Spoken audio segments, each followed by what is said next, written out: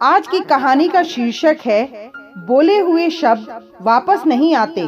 तो चलिए शुरू करते हैं आज की कहानी।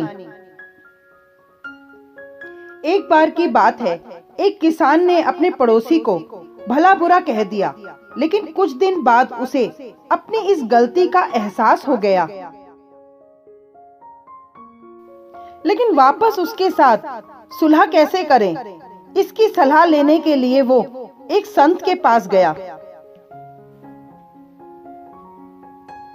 किसान ने संत से कहा, मैं अपने पड़ोसी को कहे हुए बुरे शब्द वापस लेना चाहता हूँ, आप कोई रास्ता बताइए।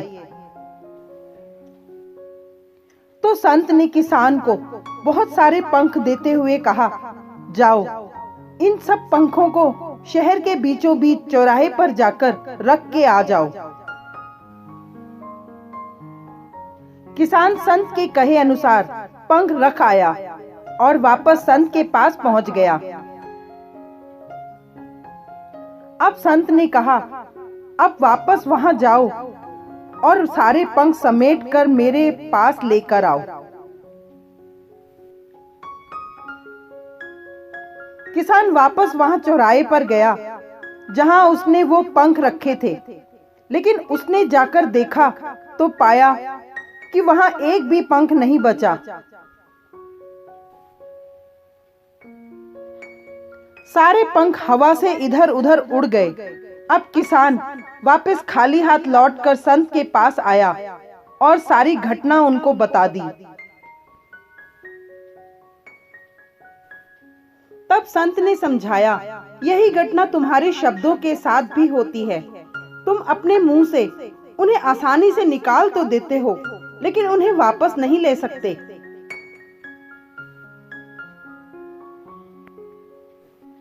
तुम वापस उस आदमी से जाकर माफी तो मांग सकते हो, लेकिन उसके दिल के अंदर कहीं ना कहीं चोट जरूर लगी रहती है, जो वो कभी नहीं भूल पाएगा।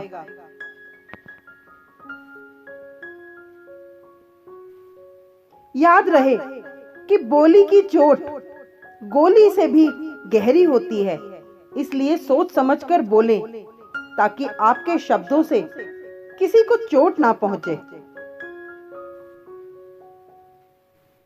जिस प्रकार किसी रस्सी के एक बार टूटने से वो वापस पहले जैसी नहीं हो सकती, उसमें कहीं ना कहीं एक गांठ रह ही जाती है।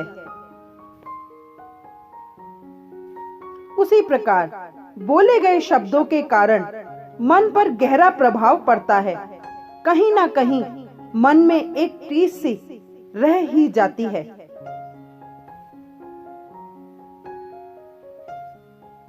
इसीलिए बोलने से पहले एक बार जरूर सोच लें। भले ही आपको गुस्सा आ रहा हो, लेकिन कुछ देर शांत रहें। पहले इसके परिणामों के बारे में सोचें और फिर कुछ बोले, क्योंकि बोले हुए शब्द कभी वापस नहीं आते।